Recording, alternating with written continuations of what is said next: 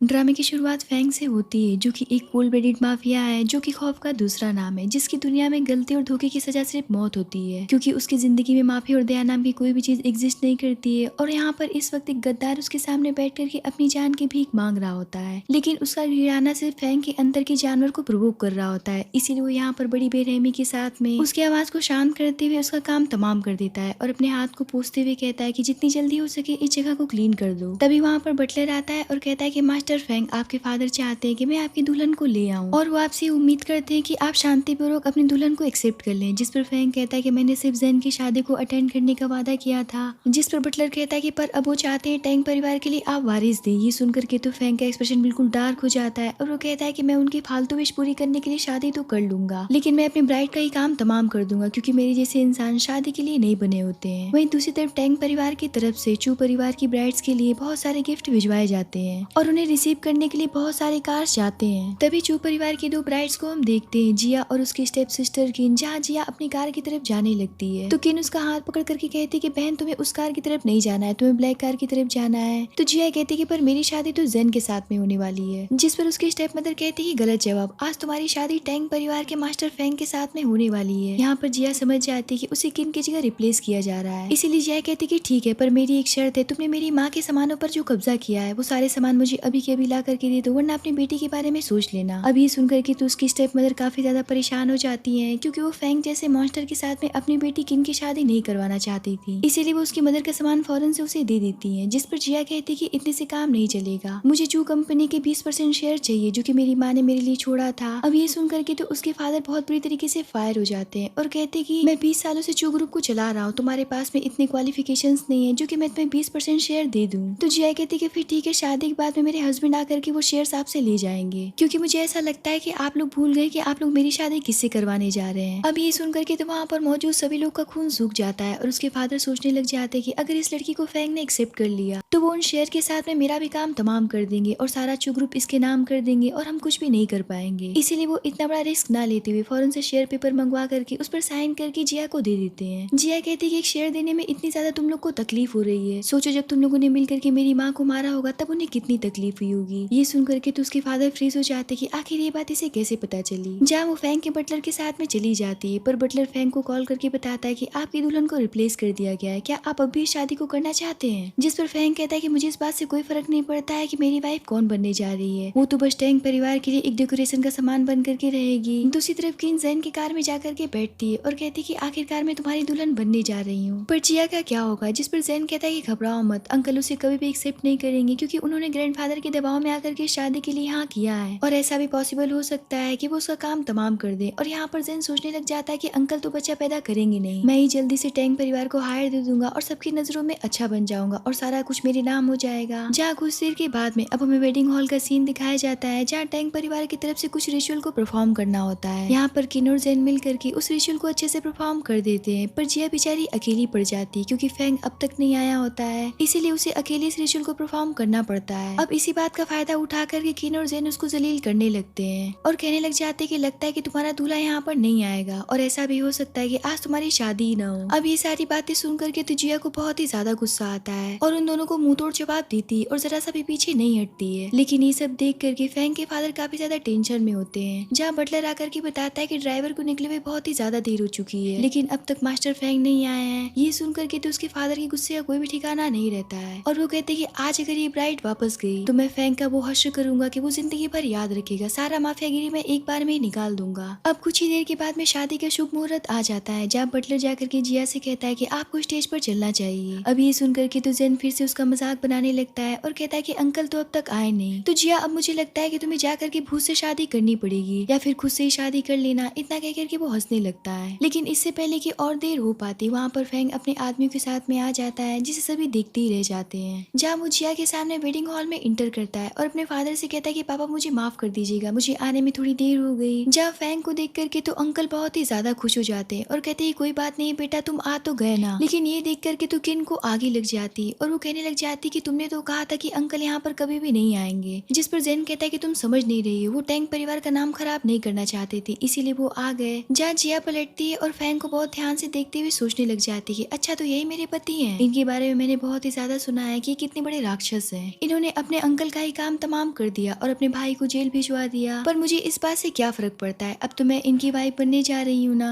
और यही मेरी सबसे बड़ी ताकत बनेंगे। और यही सोच करके वो उसके पास आती है और उसका हाथ पकड़ कर कहती है कि हस्बैंड। यही देख करके फैंग सोचने लग जाता है कि ज्यादातर लोग मुझसे नजरें मिलाने में भी डरते हैं, लेकिन ये लड़की कुछ ज्यादा ही बहादुर है जो कि डायरेक्ट मेरे पास आकर के मुझे अपना हस्बैंड कह रही है। अब ये देख करके तो जैन बहुत ही ज्यादा खुश होने लगता है और कहता है कि बस अब देखती जाओ अब वो जिया का क्या हश्र करेंगे, क्योंकि उसने अंकल को टच करने की कोशिश की है, लेकिन फैंग उसका हाथ पकड़ करके कहता है कि हाँ हम चलते हैं। ये देख करके तो सभी के होश उड़ जाते हैं, क्योंकि फैंग अपने क्रूएल नेचर के बिल्कुल अपोजिट काम कर रहा होता है और वो जिया को लेकर के स्टेज पर चला जाता है। जहाँ शादी कंप्लीट होने के बाद में जिया अपने बेडरूम में जाती है और अपने बेड पर फैले बहुत सारे रोजेस को उठा करके खेलने लगती है। तभी वहाँ पर फैंग आता है और उसे पुश करते हुए कहता है कि तुम्हारे चू परिवार की इतनी हिम्मत बढ़ गई है जो कि उन्होंने ब्राइड चेंज कर दी, तुम्हें क्या लगता है कि मुझे इस बारे में नहीं पता है। जिस पर जिया अपना क्यूट सा फेस बनाते हुए कहने लग जाती है कि लड़की बदल गई तो क्या हुआ, मैं आपकी गुड गर्ल बन करके दिखाऊंगी। ये सुनकर के फैंग पीछे हट जाता है और वो उसे यहाँ पर बताता है कि मुझे इस शादी में कोई भी इंटरेस्ट नहीं है, मैंने शादी अपने फादर की विश को पूरा करने के लिए किया है, ना कि खुद के लिए, इसीलिए मुझसे किसी भी चीज के लिए एक्सपेक्ट मत करना। हाँ तुम्हें टैंक परिवार की तरफ से इज्जत और रुतबा मिलेगा, हर कोई तुम्हारे सामने सिर झुकाएगा क्योंकि तुम मेरी वाइफ हो। जिस पर जिया कहती कि वो सब तो ठीक है, अगर आपके परिवार की तरफ से किसी ने मुझे बुली करने की कोशिश की तो क्या आप मुझे सपोर्ट नहीं करेंगे। तो फैंग कहता है कि मुझे वाइफ चाहिए, ना कि कोई ट्रबल मेकर चाहिए। जिस पर जिया उठ करके उसके पास जाती है और उससे कहती कि अगर मान लीजिए किसी ने मुझे बहुत ही ज्यादा बुली किया और मुझे हर्ट कर दिया और मेरा काम तमाम कर दिया तो आप क्या करेंगे। जहाँ फैंग उसे टच करते हुए कहता है कि मेरे सामान को कोई भी हाथ लगाए इतनी किसी की औकात नहीं है, क्योंकि वो जानता है कि इसकी सजा क्या होगी, फिर वो चाहे सामान हो या फिर मेरी वाइफ हो। ये सुनकर के जिया उसे करीब जा करके उसे सिड्यूस करने की कोशिश करती है, जिस पर फैंग उसे खुद से दूर करते हुए कहता है कि ये सारे ट्रिक्स मेरे ऊपर काम नहीं करेंगे। इतना कह करके वो वहाँ से जाने लगता है। तो जिया उससे पूछती कि अभी आप कहाँ जा रहे हैं। तो फैंग कहता है कि मैं अपने सेपरेट रूम में सोने जा रहा हूँ और तुम यहाँ सोओगी। और यहाँ पर वो जिया को देख करके सोचने लग जाता है कि काफी इंटरेस्टिंग है, ये मेरे हाथों मरना डिजर्व नहीं करती है, और यही सोचते हुए वो वहाँ से चला जाता है। और यहाँ पर जिया सोचने लग जाती है कि मिस्टर फैंग आप टैंक परिवार के सबसे पावरफुल इंसान हैं, आपको मुझे अपने कब्जे में तो करना ही पड़ेगा, क्योंकि आप ही मेरे सबसे बड़े ताकत बनने वाले हैं और मैं इस बात का पूरा फायदा उठाऊंगी। दूसरी तरफ हम फैंग को देखते हैं जिसे मैनिक अटैक पड़ रहा होता है, क्योंकि उसे नींद न आने की बीमारी थी, जिसकी वजह से उसे बहुत ही बुरी तरीके से अटैक पड़ता था, जिसकी वजह से वो पूरी तरीके से वाइल्ड हो जाता था और खतरनाक हो जाता था। तभी वहाँ पर जिया अपना पिलो लेकर के पहुंच जाती और उससे कहती कि अभी मुझे नींद नहीं आ रही है, लेकिन फैंग की कंडीशन इस समय सही नहीं थी, इसीलिए वो उससे कहता है कि अभी के अभी यहाँ से निकल जाओ। लेकिन जिया तो उसकी बात नहीं मानती, ऊपर से बेड पर चढ़ करके उसके करीब चली जाती है। यहाँ पर फैंग काफी गुस्से से उसका हाथ पकड़ करके कहता है कि तुम समझ क्यों नहीं रही हो कि यहाँ पर खतरा है। यहाँ पर जिया उसी कंडीशन देख करके समझ जाती है कि फैंग को क्या बीमारी है और उसे अटैक क्यों पड़ रहे हैं, इसीलिए वो एक पाउडर निकालती है और उसके फेस पर डाल देती है, जिसकी वजह से फैंग फौरन से बेहोश हो जाता है और गहरी नींद में चला जाता है। अगली सुबह हम जैन को देखते हैं जो कि अपने ग्रैंडफादर से कह रहा होता है कि अंकल की कंडीशन तो आप जानती हैं, उनकी मानसिक स्थिति भी कुछ ठीक नहीं है, इसीलिए उन्हें कुछ दिन के लिए आराम दीजिए और मुझे कंपनी संभालने का मौका दीजिए। जहाँ जैन की मदर भी ग्रैंडपा से कहने लग जाती है कि जैन बिल्कुल सही कह रहा है, आपको अपने बेटे को थोड़ा आराम देना चाहिए, और वैसे भी आप उससे वारिस चाहते हैं, अगर वो अपनी वाइफ के साथ में टाइम नहीं बिताएगा तो वो आपको बच्चा कैसे दे पाएगा। अब ये सारी चीजें सुन करके तो ग्रैंडफादर मैनिपुलेट होने लगते हैं और कहते कि ठीक है, अगर तुम चाहते हो कंपनी जा करके काम करना तो तुम जा सकते हो। लेकिन इतने पर फैंग जिया के साथ में वहाँ पर आ जाता है और कहता है कि मैं इस बात से सहमत नहीं हूँ, मैं बिल्कुल ठीक हूँ, क्योंकि जैन कंपनी के बारे में कुछ भी नहीं जानता है कि क्या प्रोजेक्ट है और कैसे काम करना है। ये जा करके वहाँ पर और भी ज्यादा प्रॉब्लम क्रिएट करेगा और हो सकता है कि बड़े से बड़ा लॉस करवा दे। ये सुनकर के जैन भीगी बिल्ली बन जाता है और कहता है कि अंकल मैं तो बस आपके बारे में ही सोच रहा था, मैं तो चाहता था कि आपको कुछ दिन आराम मिल जाए, इसीलिए मैंने ये बात ग्रैंडफादर से कही। जा जी आप चुप नहीं रहती और कहती कि आप लोग को फैंग की चिंता करने की कोई भी जरूरत नहीं है, क्योंकि पिछली रात वो काफी अच्छे से सोए थे, क्योंकि मैंने इनका ट्रीटमेंट शुरू कर दिया। ये सुनकर के जैन को आगे लग जाती है और वो कहता है कि तुम इस तरीके की ट्रिक आखिर मेरे अंकल के ऊपर कैसे यूज कर सकती हो, पता नहीं क्या तुमने किया है, इसका बुरा असर भी मेरे अंकल के ऊपर पड़ सकता है। जिस पर जिया कहती है इतना झूठा कंसर्न दिखाने की जरूरत नहीं है, तुम ये क्यों नहीं कहते हो कि तुम्हें इस बात का डर सता रहा है कि तुम्हारे अंकल कहीं ठीक ना हो जाए और तुम्हारे सारे प्लान पर पानी फिर जाए।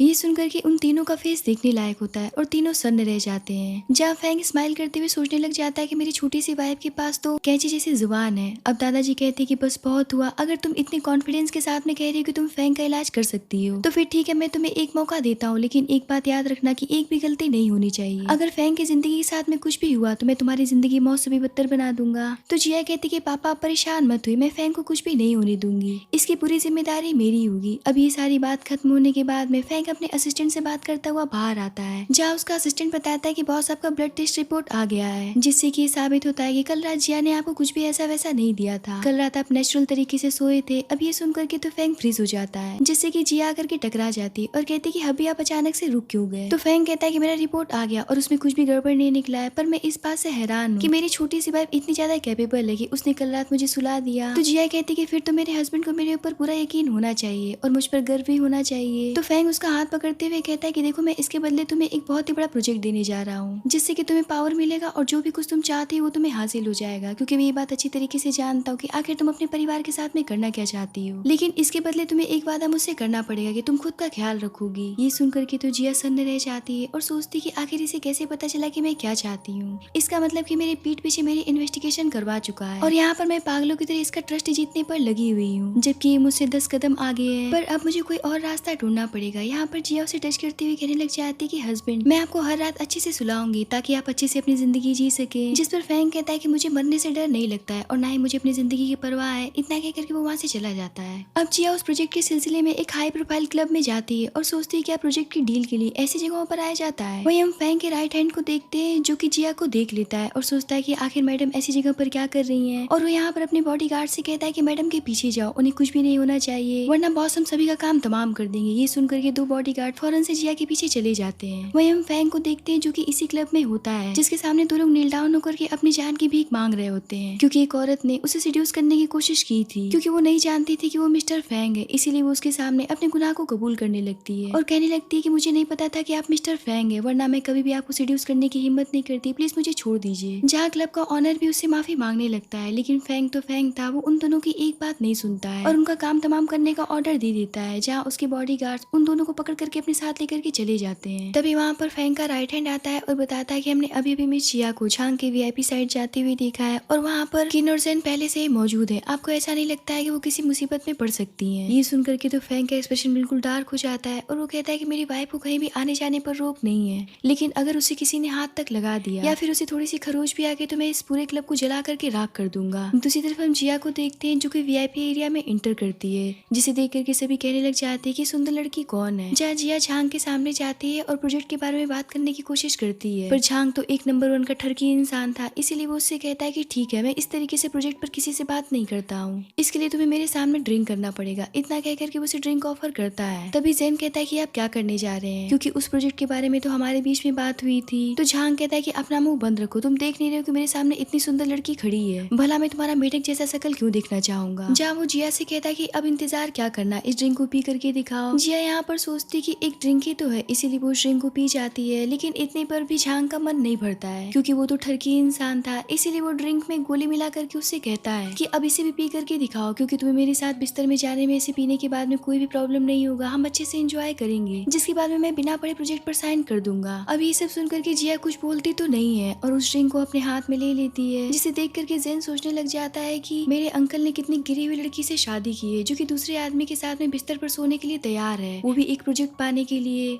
अब जिया कहती है कि तुम्हें पता भी है कि मैं कौन हूँ, मैं मिस्टर फैंग की वाइफ हूँ और तुम मुझे ड्रिंक पीने के लिए ऑफर कर रहे हो। सोचो कि अगर ये बात उन्हें पता चल गई तो वो तुम्हारे साथ में क्या करेंगे। ये सुनकर के तो झांग का खून ही सूख जाता है और वो जेन से पूछने लग जाता है क्या ये लड़की जो कह रही है वो सच है, जिस पर जेन कहता है कि सब बकवास है, ये मेरे अंकल की सिर्फ नाम की वाइफ है, वो तो इसे देखना तक नहीं चाहते हैं, क्योंकि उन्हें तो लड़कियों से नफरत है। ये सुनकर के झांग का मन और भी ज्यादा बढ़ जाता है और वो फौरन से उठ करके जिया को जबरदस्ती उस ड्रिंक को पीने के लिए मजबूर करने लगता है, जिस पर जिया एक बोतल उठा करके उसके सर पर हिट कर देती है। ये देख करके झांग के आदमी फौरन से जिया को पकड़ लेते हैं और यहाँ पर झांग बहुत बुरी तरीके से अग्रेसिव हो जाता है और जिया को 2 थप्पड़ लगा देता है और कहता है कि अभी मैं तुम्हें बताता हूँ कि तुमने अभी अभी क्या किया, इसकी सजा तो तुम्हें मिल करके रहेगी। इतना कह करके वो बोतल उठाता है और उसे मारने वाला होता है, पर तब तक वहाँ पर फैंग आ जाता है, जिसे देख करके तो सभी का खून ही सूख जाता है। फैंग कहता है कि लगता है कि आज यहाँ पर मौजूद कई लोगों को मुक्ति मिलने वाली है। इतने पर जिया फैंग के पास दौड़ते हुए जाती है और बच्चों की तरह शिकायत करने लगती है और झांग की तरफ उंगली दिखा करके कहती है कि देखिए ना हस्बैंड, इसने मुझे मारा है और ये मुझे अपने साथ सोने के लिए कह रहा था और इसने मुझे ड्रिंक भी कराया है। ये सुनकर के तो फैंग के गुस्से का कोई भी ठिकाना नहीं रहता है और वो कहता है कि लगता है कि मौत की तलाश में है, इसीलिए खुद चल करके तुम्हारे पास में आया, अब देखो मैं इसके साथ में क्या करता हूँ। यहाँ पर झांग कहने लग जाता है कि आप मेरे साथ में ऐसा नहीं कर सकते हैं, मेरे फादर की कंपनी का आपके साथ में अच्छा सहयोग है, क्या आप चाहते हैं कि वो सहयोग टूट जाए। लेकिन फैंग उसकी एक बात नहीं सुनता है और सबसे पहले उसके हाथ का काम तमाम करता है, क्योंकि उसी हाथ से उसने जिया को मारा था। उसकी इतनी क्रूरता देख करके जिया सोचने लग जाती है कहीं इसे अटैक तो नहीं पड़ गया है, लेकिन फेंग को इस समय अटैक नहीं पड़ा था। वो बाय नेचर ही ऐसा था, वो किसी को भी माफ नहीं करता था। जिसके बाद में फेंग अपने आदमियों से कहता है कि इसके लिए बेहतरीन ड्रिंक तैयार करो, जैसा कि इसने जिया को पिलाने की कोशिश की थी उससे कहीं ज्यादा बेहतर, और इसे भरपूर पिलाओ जब तक कि इसका ऊपर का टिकट न कट जाए। जहाँ उसके आदमी उसे वो ड्रिंक करा देते हैं और घसीटते हुए वहाँ से लेकर के चले जाते हैं। अब ये देख करके तो सबका रूह ही कांप जाता है और यहाँ पर किन सोचने लग जाती कि अच्छा हुआ कि मैंने इस पागल इंसान से शादी नहीं की। इधर फेंग को अटैक पड़ने लग जाता है और वो सोचता है कि नरक अटैक देखो मुझे फिर से पड़ गया, अब मैं खुद को कैसे संभालूं। मुझे लगता है कि मुझे और भी किसी का काम तमाम करना पड़ेगा, तभी मैं जाकर के शांत होऊंगा। यहाँ पर पूरी तरीके से वाइल्ड और खतरनाक बनने लगता है और वो दूसरे आदमी को मारने वाला होता है, पर तब तक जिया उसे रोक लेती है और बहुत प्यार से कहती कि आज के लिए इतना काफी है, एक दिन में इतने लोगों का काम तमाम करना ठीक नहीं है। जिस पर फेंग रुक जाता है और उसका फेस देखते हुए कहता है कि ठीक है, आज मैं तुम्हारी बात मानने के लिए तैयार हूँ, क्योंकि तुम तो मेरी वाइफ हो ना। इतना कह करके वो उसे अपनी गोद में उठाता है और सबके सामने से लेकर के चला जाता है और घर ले जाकर के जिया को बेड पर पटक देता है और उसके करीब जाने लगता है, जिस पर जिया उसे रोकती है और उसका टेम्परेचर चेक करती है। जिस पर फेंग कहता है कि क्या हुआ, क्या मेरे साथ सोने में तुम्हें रिग्रेट फील होगा? तो जिया कहती है कि भला मुझे रिग्रेट फील क्यों होगा, आप तो मेरे हस्बैंड है, भला हस्बैंड के साथ में सोने में किस वाइफ को रिग्रेट फील हो सकता है। अब फेंग उसकी बातों को सही से समझ नहीं पा रहा था, क्योंकि उसे तो अटैक पड़ रहा था, इसलिए वो फौरन से उठ करके जिया से दूर चला जाता है। जहाँ जिया उसी फ्रेग्रेंस को यूज करती है जो कि वो फेंग को शांत कराने के लिए यूज करती थी, और फौरन से उसके पीछे बाथरूम में जाती है और यहाँ पर वो बहुत अच्छी तरीके से फेंग को कंट्रोल कर लेती है और उसे काम डाउन कर देती है। जहाँ फेंग उसे गोद में उठा करके रूम के अंदर लेकर के आता है और उसे किस करते हुए उसके साथ में नाइट एक्सपेंड कर बैठता है। अब अगली सुबह जब जिया की आंख खुलती है तो उसका फेस एम्बैरेसमेंट से भर जाता है और वो अपना फेस छुपाने लगती है। तो फेंग उससे कहता है कि कल रात तो तुम बहुत ही ज्यादा बहादुर बन रही थी, फिर अब तुम इतनी शर्मा क्यों रही हो और अपना फेस क्यों छुपा रही हो? अब जिया के पास में इस बात का कोई भी जवाब नहीं होता है, इसीलिए वो बात को पलटते हुए कंपनी की बातें करने लगती है। जिस पर फेंग कहता है कि मैं इतना पागल नहीं हूँ जो कि बेड पर अपनी वाइफ के साथ में लेट करके और मैं फालतू की कंपनियों का बात करूँ। इस बात पर जिया उसे किस करती है और वहाँ से शर्मा करके चली जाती है। शाम को फेंग जिया को अपने साथ में कंपनी पार्टी में लेकर के जाता है, जहाँ जिया का नाम अनाउंस होता है और वो फ्रेग्रेंस वाले प्रोजेक्ट को जीत जाती है, क्योंकि उसका फ्रेग्रेंस बिल्कुल यूनिक था। अब ये सब देख करके तो किन को आग ही लग जाती है, क्योंकि इस तरीके से जिया की इज्जत टैंग परिवार में और भी ज्यादा बढ़ जाती है और सभी उसकी तारीफें करने लगते हैं। अब ये सब किन से बिल्कुल भी बर्दाश्त नहीं होता है और वो ग्रैंडपा के सामने बोलती है कि मैं इसकी जीत को जीत नहीं मानती हूँ, मुझे ऐसा लगता है कि इसे अपने टक्कर के इंसान को चुनौती देनी चाहिए जो कि मैं हूँ, क्योंकि मुझे ऐसा लगता है कि मेरे पास में इससे अच्छे स्किल्स हैं। अगर मैं इसे हार जाती तो मैं इसके सामने घुटनों पर आ जाऊंगी। ये सुनकर के जिया उसके चैलेंज को एक्सेप्ट कर लेती और कहती कि ठीक है। अब उन दोनों की आंखों पर पट्टी बांध करके उन्हें कंपटीशन टेबल पर खड़ा कर दिया जाता है, जहाँ जिया अपने स्किल का यूज करके अब फ्रेग्रेंस बनाना शुरू करती। उसे देख करके सभी हैरान रहते हैं, क्योंकि उसके पास में बहुत ही ज्यादा कॉन्फिडेंस था और वो बिल्कुल प्रोफेशनल तरीके से उस फ्रेग्रेंस को बना रही होती है, जिसे देख करके फेंग सोच रहा होता है कि मेरी लिटिल वाइफ कितनी टैलेंटेड है। वहीं दूसरी तरफ हम किन को देखते हैं जो कि यही सोच रही होती है कि आज मैं जिया को हरा दूंगी, और उसके पास में जरा सा भी टैलेंट नाम की चीज नहीं होती और देखते ही देखते जिया कुछ ही समय में एक यूनिक फ्रेग्रेंस बना करके तैयार कर देती है, जिसे देख करके तो सभी हैरान रह जाते हैं और किन को तो आग ही लग जाती है और वो फौरन से उसके ऊपर इल्जाम लगाने लगती है कि तुमने चीटिंग की है, जरूर तुमने अंकल का हेल्प लिया है। ये सुन करके तो अब ग्रैंडपा फायर हो जाते हैं और कहते कि बकवास बंद करो, इसने हम सबके सामने फ्रेग्रेंस बना करके तैयार किया है। जिस पर किन कहती है कि माफ करिएगा दादाजी, पर मुझे अपनी बहन के ऊपर जरा सा भी यकीन नहीं है। जिया कहती कि अब चुपचाप से अपनी हार मान करके हमारे सामने नेल डाउन हो जाओ। ये सुन करके तो किन को और भी ज्यादा गुस्सा आता है और वो फौरन से एक पॉट उठा करके उसकी तरफ फेंक देती है, जिसे हिट होने से पहले फेंग पकड़ लेता है और उसके हाथ में चोट लग जाती है। अब ये देख करके तो दादाजी के गुस्से का कोई भी ठिकाना नहीं रहता है और वो जैन से कहते हैं कि आखिर तुमने कैसी बदतमीज लड़की से शादी की है जिसे मैनर्स तक नहीं पता है। इस बात पर जैन उसे एक जोरदार थप्पड़ लगाता है और उसे नील डाउन करवा देता है। जब थप्पड़ खाने के बाद में किन सबसे माफी मांगने लगती है तो फेंग जैन से कहता है कि अपने बदतमीज वाइफ को पहले तो बड़ों की रिस्पेक्ट करना सिखाओ, क्योंकि ये बहुत ही ज्यादा निर्लज है। अगर इसने फिर से किसी के साथ में बदतमीजी करने की कोशिश की तो मैं इसे धक्के मार करके टैंग परिवार से बाहर निकाल दूंगा। इस बात पर जैन को बहुत ही ज्यादा एम्बैरेसमेंट फील होता है और वो अपनी वाइफ को वहाँ से लेकर के चला जाता है और उससे कहता है कि आज मुझे बहुत ही ज्यादा अफसोस हो रहा है कि मैंने तुम्हारी जैसी एकदम कचरा लड़की से शादी कर ली, जिसने कि मुझे सीड्यूस करके अपने प्यार की जाल में फंसा लिया, वरना आज मेरे पास में जिया जैसी टैलेंटेड लड़की होती। पर मेरे दिमाग में ऐसा पट्टी पड़ गया कि मैंने तुम्हारे जैसे लूजर से शादी कर ली और आज मुझे सबके सामने तुम्हारी वजह से शर्मिंदा होना पड़ा। जिस पर किन कहते कि हाँ मैं मानती हूँ कि मैंने आपको सीड्यूस किया था, लेकिन मैं आपसे बहुत ही ज्यादा प्यार करती हूँ। जिस पर जैन कहता है कि प्यार से सिर्फ काम नहीं चलता है, एक तो मुझे तुम्हें देख करके अब घिन आती है, क्योंकि ना तो तुम सुंदर हो और ना ही स्मार्ट हो और ना ही इंटेलिजेंट हो। आज मेरे हाथ से जिया जैसी लड़की निकल गई और जाकर के मेरे अंकल से शादी कर ली। तुम्हारी जैसी लड़कियां सिर्फ मर्दों को फंसाना जानती है और उन्हें सीड्यूस करना जानती है, क्योंकि उनके पास में टैलेंट नाम की कोई भी चीज नहीं होती। इतना कह करके वो वहाँ से चला जाता है। अब इस बात से किन पूरी तरीके से भड़क जाती है और कहती है कि जिया तुमने मेरे मैन को मुझसे छीन लिया है, अब देखो मैं तुम्हारे साथ साथ में क्या करती हूँ।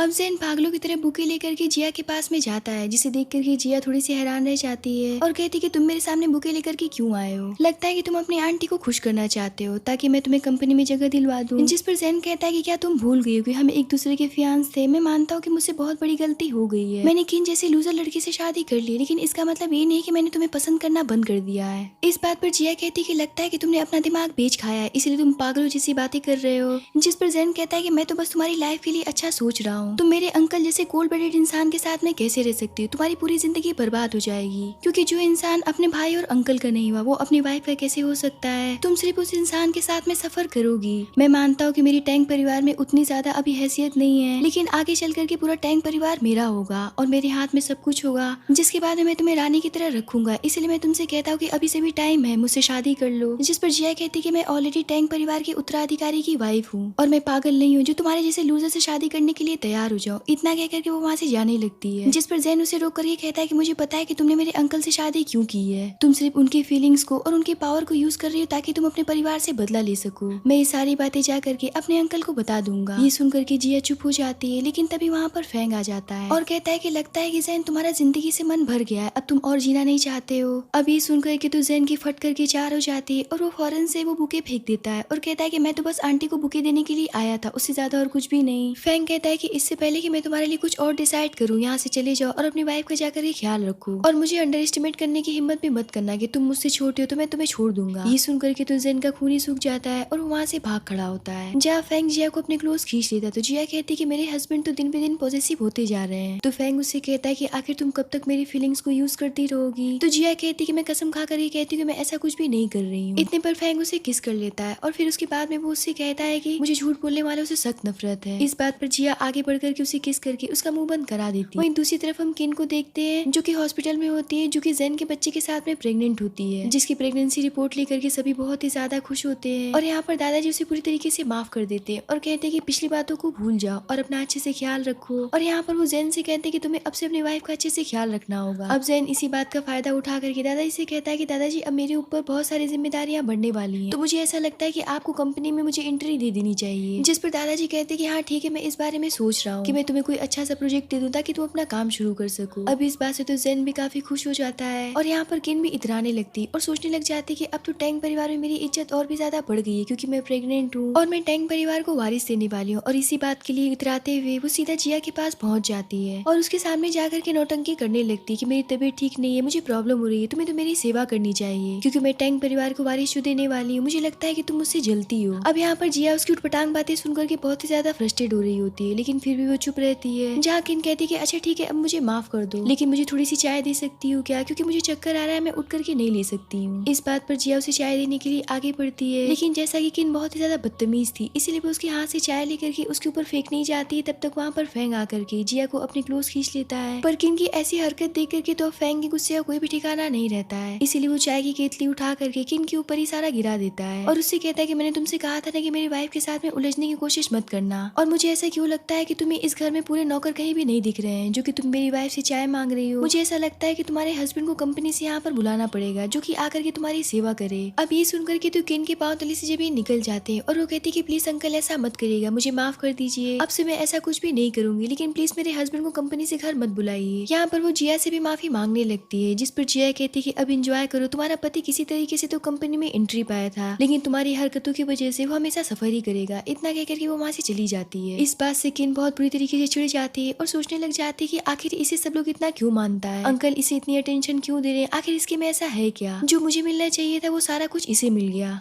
दूसरी तरफ हम जिया को देखते हैं जो कि रूम में जाने के बाद में फैंग के करीब जाती है और उससे कहने लग जाती है कि किन को बेबी होने वाला है, क्या आप मुझे भी बच्चा दे सकते हैं। ये सुन करके तो फैंग सन्न रह जाता है और कुछ कह नहीं पाता है। यहाँ पर जिया सोचने लग जाती है कि अगर मैं बच्चे की बात इनसे करती हूँ तो मुझे ऐसा लगता है कि इन्हें मेरे ऊपर शक होना बंद हो जाएगा कि मैं इनकी फीलिंग को और इनकी पावर को यूज कर रही हूँ। जब फैंग उसे खुद से दूर कर देता है, जिस पर जिया कहती है कि मुझे लगता है कि आप अभी बच्चा नहीं चाहते हैं, इसलिए इस बात के लिए मैं आपको फोर्स नहीं करूंगी, मैं जा रही हूँ आपके लिए मेडिसिन तैयार करने। इतना कहकर के वो वहाँ से जाने लगती है, जिस पर फैंग कहता है कि रुको। इतना कहकर के वो उसके करीब जाता है और उसे अपनी गोद में उठा लेता है और बेड पर ले आकर के बिठा देता है और उससे कहता है कि मेरी लिटिल वाइफी को बच्चे चाहिए तो फिर ठीक है, मैं तुम्हें बहुत सारे बच्चे दूंगा। इतना कहकर के उसके साथ में बहुत प्यार से नाइट एक्सपेंड कर बैठता है। अगली सुबह जिया की जब आँख खुलती है तो वो देखती है कि फैंग तो उसके बगल हॉस्पिटल में है ही नहीं। तभी फैंग की कॉल आती है तो जिया उससे कहती कि मैं आपसे बहुत ही ज्यादा नाराज हूँ, आप मुझे बिस्तर पर अकेला ही छोड़ करके चले गए बिना गुड मॉर्निंग किस दिए हुए। तो फैंग कहता है कि कल रात में तुम बहुत ही ज्यादा थक गई थी, इसीलिए मैंने तुम्हें सुबह उठाया नहीं, और अभी तुम्हें रेस्ट की जरूरत है क्योंकि कल रात में कुछ ज्यादा ही हो गया था। तुम फ्रेश होकर के नीचे जाकर के अच्छे से ब्रेकफास्ट कर लो। तो वो कहती है कि ठीक है। जहाँ जिया नीचे जाकर के ब्रेकफास्ट टेबल पर बैठती है तो बटलर उसके लिए सूप लेकर के आता है। जहाँ वो उसे बताने लग जाता है कि क्या आप मास्टर के पास्ट के बारे में कुछ जानती हैं। तो जिया कहती है कि नहीं। यहाँ पर वो उसे बताता है कि उन्होंने अपनी माँ को अपने आँख के सामने मरते हुए देखा था, लेकिन वो कुछ भी नहीं कर पाए और इसी वजह से उन्हें नींद न आने की बीमारी हो गई। पहले तो डॉक्टर उनका इलाज करने में सक्षम थे, लेकिन उन्होंने अपना इलाज करवाने से मना कर दिया क्योंकि वो बहुत ही ज्यादा गिल्ट में जी रहे थे, क्योंकि उन्हें ऐसा लगता था कि वो अपनी माँ को नहीं बचा पाए और अब ये कंडीशन हो गई कि कोई भी डॉक्टर उनका इलाज करने में समर्थ नहीं है। ये सुनकर के जिया को बहुत ही ज्यादा तकलीफ होती है और वो सोचती कि उसके हस्बैंड किस तरीके की दर्द से गुजर रहे हैं। तभी जिया के पास में उसकी फैमिली वालों की तरफ से कॉल आ जाती है, जो कि उससे अर्जेंटली मिलने के लिए बुलाते हैं और उसे धमकी देते हैं कि अगर तुम यहाँ पर समय पर नहीं पहुंची तो हम तुम्हारी मदर के सारे सामान को खराब कर देंगे। अब ये सुनकर के जिया काफी परेशान हो जाती है और बटलर से कहती कि मैं अपने मायके जा रही हूँ, लेकिन इस बात के बारे में फैंग को मत बताइएगा क्योंकि वो परेशान हो जाएंगे। इतना कह करके वो वहाँ से चली जाती है, लेकिन बटलर तो वफादार था, इसलिए वो फौरन से फैंग को कॉल करके बता देता है कि आपकी वाइफ मैके गई है। दूसरी तरफ हम जिया को देखते हैं जो कि अपने फैमिली वालों के पास पहुंचती है तो उसके फादर कहते हैं कि इन पेपर्स पर जल्दी से साइन कर दो क्योंकि तुम्हारे पास में चू ग्रुप के 20% शेयर है, तुम्हारे साइन के बिना हम आगे नहीं बढ़ सकते हैं। जिस पर जिया उन पेपर को देखने के बाद में कहती है कि मैं झांग जैसे कमीने इंसान के साथ में कभी भी कंपनी को टाई अप नहीं करने दूंगी। इस बात पर जिया के फादर भड़क जाते हैं और कहते हैं कि मैं तुमसे बार बार ये बात नहीं कहूंगा, जल्दी से इन पेपर पर साइन कर दो वरना मुझसे बुरा कोई भी नहीं होगा। इस बात का जिया कोई भी जवाब नहीं देती, इसीलिए उसके स्टेप मदर कहते हैं कि अब देखो मैं तुम्हारे साथ में क्या करती हूँ। इतने पर दो सर्वेंट जिया की मदर का सामान लेकर के आते हैं जो कि उनकी आखिरी निशानी थी। अब ये देख करके जिया भड़क जाती और कहती कि मुझे यकीन नहीं आ रहा है कि आप लोग इतने गिर जाएंगे। जिस पर उसके फादर कहते हैं कि हम तो पहले से ही गिरे हुए थे और हम गिरी हुई हरकत भी करना शुरू करेंगे क्योंकि जब सीधी उंगली से घी निकलना है तो उंगली टेढ़ा करना पड़ता है। इतने पर जिया को दो गार्ड्स पकड़ लेती। जिया यहाँ पर चिल्लाने लग जाती और कहती कि अगर आप लोगों ने मेरी माँ के सामान को हाथ तक लगाया तो फिर आप देख लीजिएगा फैंग आप लोगों का क्या हश्र करेगा। इस बात पर उसके फादर एक जोरदार थप्पड़ लगाते हुए कहते हैं कि नालायक कहीं की, तुम अपने फादर को धमकी दे रही हो। आज मुझे इस बात पर बहुत ही ज्यादा अफसोस हो रहा है कि हमने तुम्हें पाल पोस करके इतना बड़ा किया है। जाकिन अब एक एक करके जिया के मदर का सामान तोड़ने लगती है। इस बात पर जिया कहती है कि लगता है कि तुम भूल गए कि तुम भी टैंक परिवार की बहू हो। अगर ये बात मेरे हस्बैंड को पता चली कि तुमने ये क्या किया है तो मेरे हस्बैंड तुम्हें छोड़ने वाले नहीं है।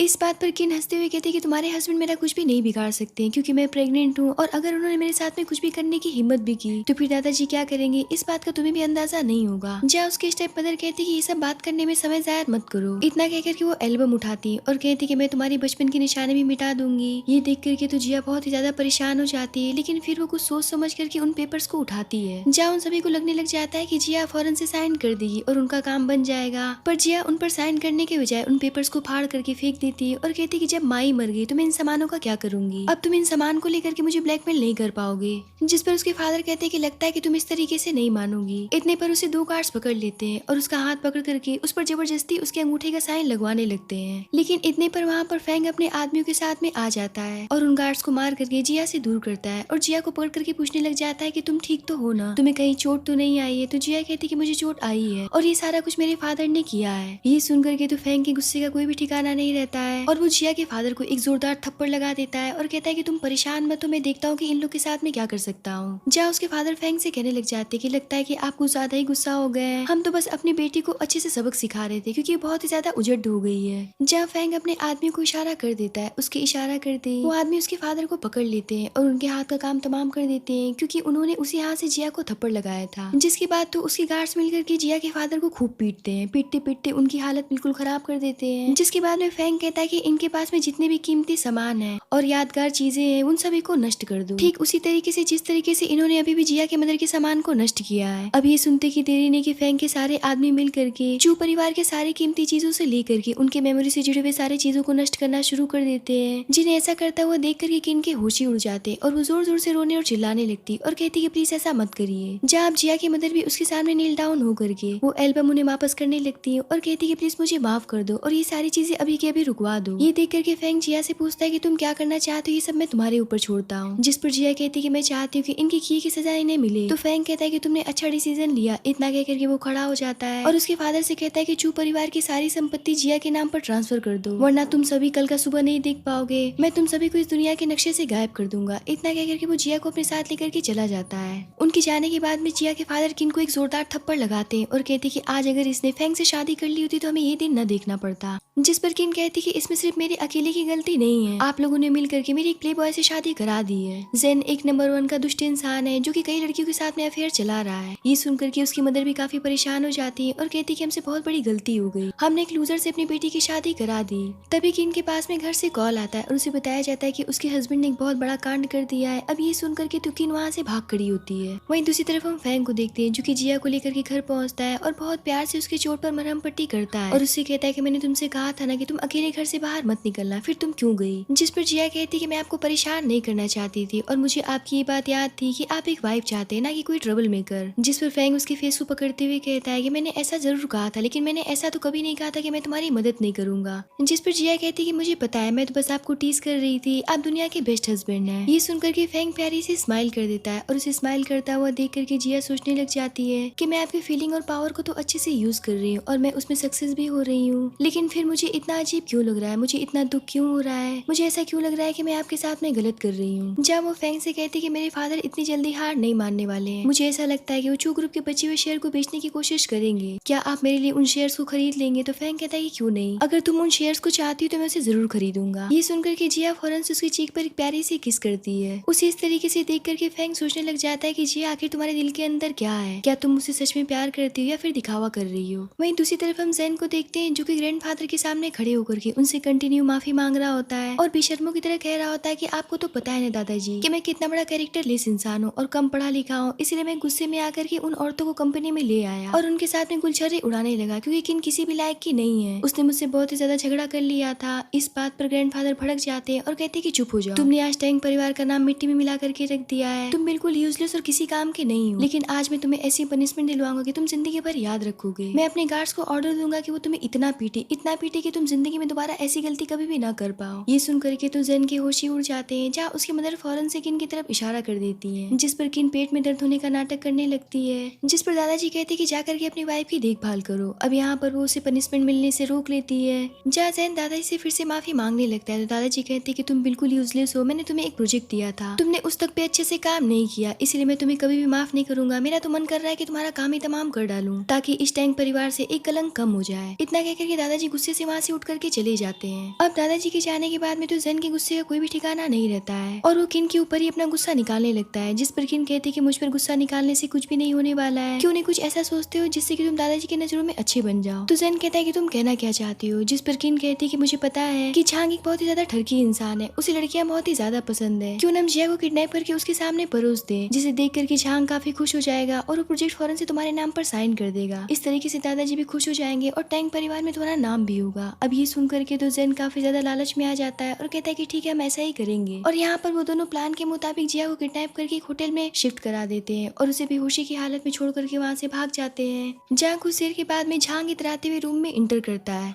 और वो बड़ी खुशी खुशी जिया के करीब जाता है, लेकिन वो जैसे ही जिया को देखता है उसके फेस का रंगत उड़ जाता है, जैसे कि वो मौत की तलाश में निकला हो, और वो फौरन से कांपते हुए पीछे हट जाता है और जल्दी से अपना फोन निकाल करके फेंग को कॉल करता है क्योंकि वो जिया को पहचान गया था कि मिस्टर फेंग की वाइफ है। कुछ देर में फेंग वहाँ पर भागते हुए आता है और अपनी वाइफ को इस हालत में देख करके तो उसके गुस्से का कोई भी ठिकाना नहीं रहता है और वो झांग के करीब जाकर के उससे पूछता है कि सब यहाँ पर क्या चल रहा है, जिस पर झांग डरते हुए उसे बताने लग जाता है कि इन सब में मेरी कोई भी गलती नहीं है, मेरी असिस्टेंट ने कहा कि टैंक परिवार की तरफ से आपको एक अच्छा गिफ्ट मिलने वाला है, अब मुझे क्या पता था कि आपकी वाइफ निकल जाएंगी, इसलिए मैंने फौरन से आपको कॉल करके सारी बातें बता दी। फेंग पूछता है कि क्या तुमने मेरी वाइफ को टच किया। अब ये सुन करके तो झांग की फट करके चार हो जाती है और वो कहता है कि बिल्कुल भी नहीं, मैं मानता हूँ कि मैं एक चरित्रहीन इंसान हूँ, लेकिन इसका मतलब ये नहीं कि मुझे अपनी जिंदगी प्यारी नहीं है। मैंने जैसे ही आपकी वाइफ को देखा आपको फौरन से कॉल कर दिया था। ये सुन करके फेंग पीछे हट जाता है और अपने राइट हैंड से कहता है कि इस बात का जितनी जल्दी हो सके पता करो कि ये सब किसने किया है। इतने पर वहाँ पर जैन भागता हुआ आता है और ऐसा प्रिटेंड करता है कि जैसे कि उसे अभी भी ये सारी बातें पता चली हैं और वो यहाँ पर कहने लग जाता है कि अंकल आखिर ये सब किसने किया है, मैं उस इंसान को छोड़ने वाला नहीं हूँ। इतना कहकर के वो वहाँ से जाने लगता है, जिस पर फेंग का राइट हैंड उसे पकड़ लेता है। जब फेंग उसे कहता है कि मुझे पता है कि सब किसने किया है, इतना कहकर के वो उसे जोरदार थप्पड़ लगाता है और कंटिन्यू पीटना शुरू करता है। अब उसे देख करके तो झांग बहुत बुरी तरीके से भड़क जाता है और कहता है कि इसी इंसान ने मुझे फंसाने की कोशिश की है, क्योंकि आज मेरी जिंदगी का आखिरी दिन होता, इसने मुझे ये तक नहीं बताया कि आपकी वाइफ है, इसीलिए मैं रूम में इंटर कर गया, वरना मैं ऐसा करने से पहले मरना पसंद करता। ये सुनकर के जैन अपने डिफेंड में कहने लग जाता है कि अंकल ये झूठ कह रहा है, आपको तो पता है कि कितना गंदा इंसान है, इसने मुझे प्रोवोक करने की कोशिश की है। जिस पर फैंग कहता है कि तुम कोई बच्चे नहीं हो जो कि मैं तुम्हारे बातों पर विश्वास कर लूंगा, और आज तुमने इतना घिनौना काम किया है कि जिसकी सजा मैं तुम्हें इतनी बुरी दूंगा कि तुम जिंदगी भर याद रखोगे। यहाँ पर वो अपने राइट हैंड से कहता है कि इसे कंपनी से ब्लैक लिस्टेड कर दो और इसके शेयर से लेकर के कार्ड से लेकर के सारे एसेट्स को ब्लॉक कर दो, जिससे कि इसके पास में कुछ भी नहीं रहेगा, और ये सारी खबर जाकर के मेरे फादर को बता दो। ये सुनकर के तो जेन की होशी उड़ जाते हैं और वो अपने अंकल के सामने भीख मांगने लगता है और उनके सामने गिड़गिड़ाने लगता है, लेकिन फैंग उसकी एक बात नहीं सुनता है और अपने असिस्टेंट से कहता है कि इस कचरे को ले जाकर के बाहर फेंक दो, जिस पर उसकी गार्ड्स पकड़ करके जेन को वहाँ से बाहर घसीटते हुए लेकर के चले जाते हैं। कुछ देर के बाद में जिया जब होश में आती है तो काफी ज्यादा कंफ्यूज होती है आखिर वो यहाँ तक पहुंची कैसे, जहाँ फैंग उसे सारी बातें क्लियर करता है और उसे अपनी बाहों में उठा लेता है और कहता है कि तुम परेशान मत हो, मैं तुम्हारी हमेशा ही रक्षा करूंगा। ये देख कर जिया सोचने लग जाती है कि मुझे ऐसा क्यों लगता है कि मैं इनकी तरफ बहुत बुरी तरीके से अट्रैक्ट होती जा रही हूँ। जहाँ फैंग अब उसे अपने साथ लेकर के चला जाता है। अब इतना कुछ होने के बाद में जेन अपना सब कुछ खो चुका होता है, इसीलिए वो किन के साथ में मिलकर के फिर से एक प्लान बनाता है कि वो अंकल की बीमारी का फायदा उठा करके उन्हीं के हाथों जिया का काम तमाम करवा देगा, और इसी प्लान के मुताबिक वो अंकल के खाने में कुछ मिला करके उन्हें दे देता है, जिसे खाने के बाद में फैंग पूरी तरीके से जानवर बन जाता है और पूरे मेंशन में तहस नहस मचा देता है, जिसे देख करके दादाजी भी काफी ज्यादा हैरान होते हैं कि अब तक का ये सबसे खतरनाक अटैक था। जहाँ जिया दौड़ करके आती है और ये सीन देख कर काफी परेशान हो जाती है और फौरन से फैंग की रूम की तरफ जाने लगती है, तो जेन झूठा कंसर्न दिखाते हुए कहने लग जाता है कि वहाँ जाना खतरा है आंटी, प्लीज मत जाइए, और मन में सोचता है कि आज तुम्हारे प्यार के ऊपर अंकल का राक्षस हावी होने वाला है। इधर जिया जैसे ही फैंग के रूम में पहुंचती है फैंग उसके ऊपर हमला कर देता है, तो जिया फौरन से उसे फ्रेग्रेंस स्मेल कराने लगती और कहती कि जान आप आंखें खोल करके देखिए मैं आपकी वाइफ हूँ। ये सुनकर के फैंग थोड़ा सा खुद को कंट्रोल करता है और उससे कहता है कि तुम्हें यहाँ पर नहीं आना चाहिए, तुम्हें यहाँ से चले जाना चाहिए क्योंकि आज मेरा खुद पर कंट्रोल नहीं है। अब ये सुनकर के जिया वहाँ से उससे दूर जाने की बजाय उसे किस कर लेती है और यहाँ पर हमें पता चलता है कि वो अपनी लिपस्टिक के जरिए फैंग को मेडिसिन पहुंचा देती है, जिससे कि वो पूरी तरीके से शांत हो जाता है। अगली सुबह जिया जब उठती है तो वो देखती है कि फैंग वहाँ पर नहीं है, इसलिए वो घबरा करके बाहर जाती है, लेकिन वहाँ पर उसे फैंग तो नहीं मिलता है पर जेन जरूर मिल जाता है और उसे कहने लग जाता है कि तुम्हारी गर्दन पर ये जो निशान है, मुझे लगता है कि कल अंकल ने तुम्हें चोट पहुंचाई है। मैं तो तुमसे कहूंगा कि ऐसे पागल इंसान को डिवोर्स दे तो मैं तुम्हारी पूरी मदद करूंगा। ये सुनकर के जिया भड़क जाती है और कहती है कि मैं अपने पति को कभी भी नहीं छोड़ूंगी। इतना कहकर के वो वहाँ से चली जाती है। दूसरी तरफ फैंग का राइट हैंड आकर के उसे बताता है कि मैडम सुबह से मुझे कई बार कॉल कर चुकी है, क्या आप अपने मेंशन वापस नहीं जाएंगे? तो फैंग कहता है कि आखिर मैं किस मुंह से जिया का सामना करूं, क्योंकि कल रात मैंने उसे हर्ट किया है। तभी वहाँ पर जिया पहुंच जाती है, जिसे देख करके उसका राइट हैंड वहाँ से भाग खड़ा होता है। अब तो जिया फैंग के ऊपर गुस्सा करने लग जाती है, आखिर उनकी हिम्मत भी कैसी होगी जिया को इग्नोर करने की, जिस पर फैंग उसे अपने करीब खींच लेता है और कहता है कि आखिर तुम मेरे जैसे जानवर को इतना लाइक क्यों करती हो, मैं तुम्हारे प्यार और केयर के लायक नहीं हूँ। इस बात पर जिया कहती है कि अगर मैं ऐसा कह भी देती हूँ तो ये झूठ होगा, क्योंकि मैं आपको कभी भी डिसलाइक नहीं कर सकती हूँ, क्योंकि आप एक ऐसे इंसान है जिससे मैंने प्यार किया है। ये सुनकर के तो फैंग एकदम से पिघल जाता है और जिया को उठा करके अपने साथ लेकर के चला जाता है। दूसरी तरफ जेन बहुत ही ज्यादा ड्रिंक कर लेता है और पूरी तरीके से पागल हो जाता है। जहाँ उसे किन में भी जिया नजर आने लगती है तो किन उससे कहती है अपनी आंखें खोल करके देखो मैं तुम्हारी वाइफ हूँ। तो जेन कहता है यही तो दुख की बात है कि तुम जिया नहीं हो। अब ये सुन करके तो किन के गुस्से का कोई भी ठिकाना नहीं रहता है और वो जेन को एक जोरदार थप्पड़ लगाती और कहती कि नीच इंसान, मैं तुम्हारे बच्चे के साथ में प्रेग्नेंट हूँ और तुम मुझे नौकरानियों की तरह ट्रीट कर रहे हो। ये सुनकर के जेन कहता है कि यही तो सबसे बड़ी प्रॉब्लम है, अगर ये प्रॉब्लम ही नहीं रहेगी तो मैं तुम्हें आसानी से डिवोर्स दे सकता हूँ। ये सुनकर के तो किन के होश ही उड़ जाते हैं और वो कहती कि प्लीज ऐसी बातें मत करो, जिस पर जेन कहता है कि आखिर मैं ऐसी बातें क्यों न करूं, क्या तुम्हें इस बात का डर सता रहा है कि तुम्हें टैंग परिवार जैसे अमीर खानदान से बेदखल कर दिया जाएगा। इतना कहकर के उसे ड्रिंक करा देता है और सोफे पर लिटा देता है। अब यहाँ पर किन ड्रिंक की वजह से बेबी को खो देती है, जिस पर उसे जेन हॉस्पिटल में लेकर के जाता है और उससे बड़ी रूडली तरीके से कहता है कि यूजलेस कहेगी, एक बच्चा तक नहीं संभाल पाई। अभी बात दादाजी को पता नहीं चलनी चाहिए, और वैसे भी तुम कल रात अपना जेलीफिश जैसा शक्ल लेकर के मेरे पास में क्यों आई थी, जबकि तुम ये बात अच्छी तरीके से जानती हो कि मैं तुम्हें पसंद नहीं करता हूँ। अब जिस पर किन कहती कि सब उस जिया की वजह से हुआ है, तो जेन कहता है कि उसका नाम लेने की हिम्मत भी मत करना, तुम्हारे जैसे बाजारों औरतों को सिर्फ ट्रिक्स अपनाना आता है और कुछ भी नहीं, मेरी तो किस्मत ही फूट गई तुमसे शादी करके। इतना कह करके वो वहाँ से चला जाता है। इतना कम नहीं था कि किन के पेरेंट्स उससे वहाँ पर मिलने के लिए आते हैं, जहाँ उसके फादर किन को जलील करते हुए अपनी वाइफ से कहने लग जाते कि आखिर कैसी औलाद तुमने पैदा की है जो कि एक बच्चा तक नहीं संभाल पाई, जो कि टैंग परिवार का इकलौता की था जिससे कि इसे वहाँ पर मान सम्मान मिल सकता था।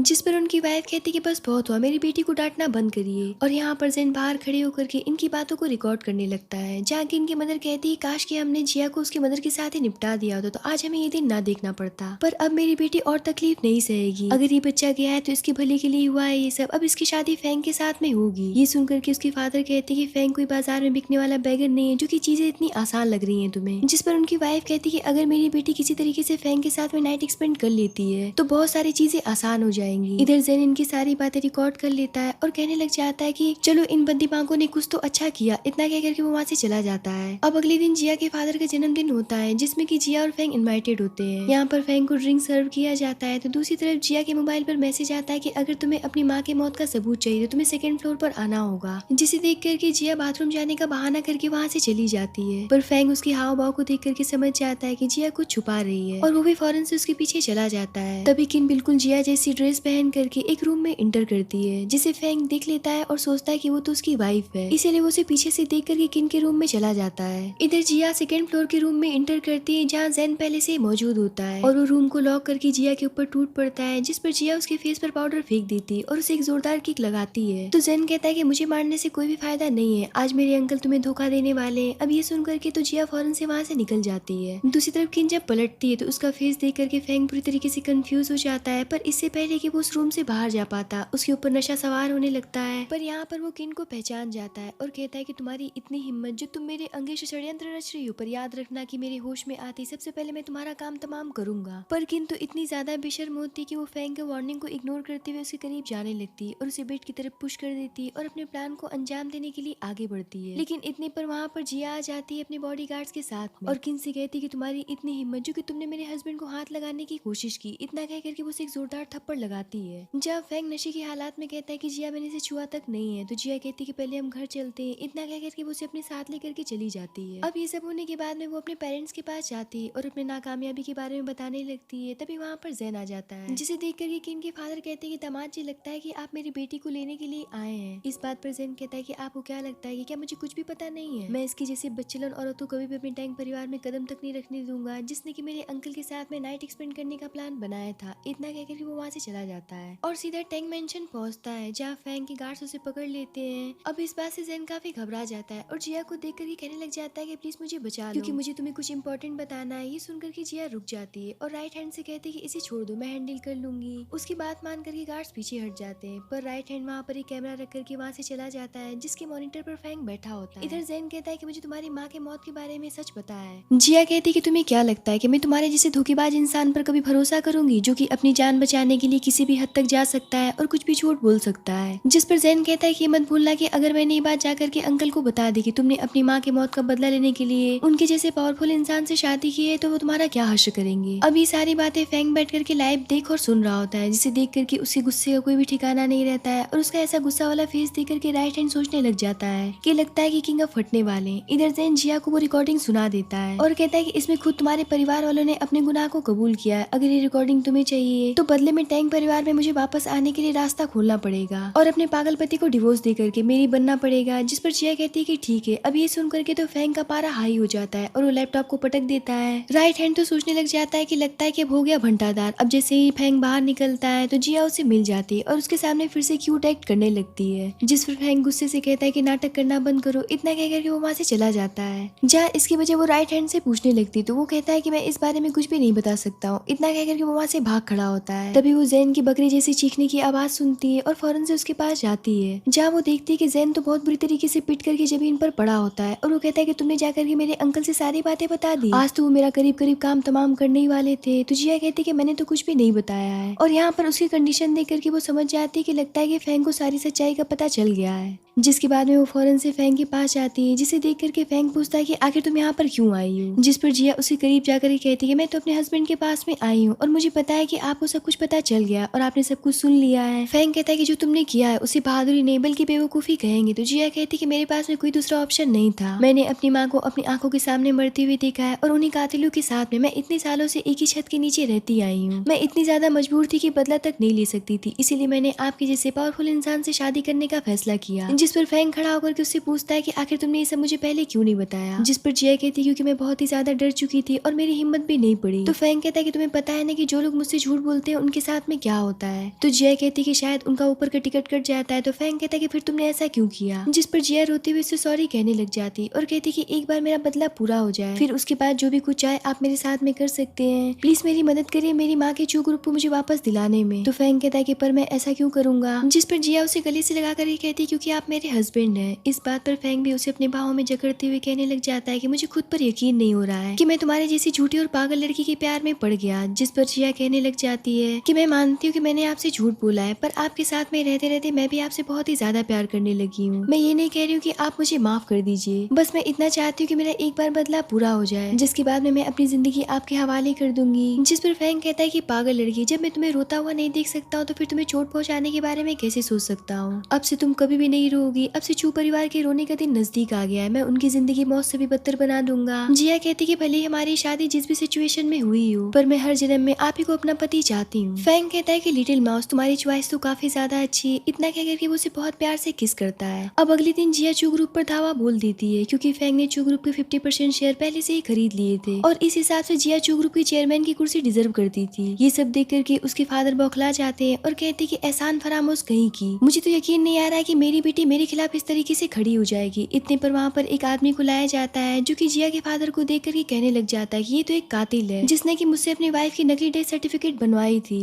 और उनकी डेथ को अटैक का नाम दिया था। मैं इतने सालों से गिल्ट में जीता आ रहा था कि मैंने इसके जैसे नीच इंसान का साथ दिया था। इतने पर वहाँ पर पुलिस आती है और अंकल के गुनाहों के लिए उन्हें अरेस्ट करके अपने साथ लेकर के चली जाती है। वही पुलिस जिया की स्टेप मदर को भी अरेस्ट करके ले जाती है, जाके न पूरी तरीके से बेसहारा हो जाती है और जिया के सामने नील डाउन होकर गिड़गिड़ाने लगती है क्योंकि उसके पास में रहने तक की जगह नहीं थी, क्योंकि चू मेंशन पूरी तरीके से सील हो चुका था। पर जिया उसके ऊपर रहम नहीं खाती और उसे माफ नहीं करती है, जिस पर किन वहाँ से उठ करके चली जाती है। जब फैंग जिया से कहता है कि मैं तुमसे वादा करता हूँ कि अब से तुम्हारी जिंदगी में दुख और तकलीफ कभी भी नहीं आने दूंगा, तो जिया कहती कि फिर चल करके इस बार मुझे प्यारी सी व्हाइट वेडिंग ड्रेस दिलाइए, क्योंकि पिछली बार तो आपने गुस्से में ब्लैक ड्रेस भेजा था। तो फैंग खुशी खुशी कहता है कि क्यों नहीं, और इसी प्यारे से मोमेंट के साथ में इस ड्रामे की पर हैप्पी एंडिंग होती है।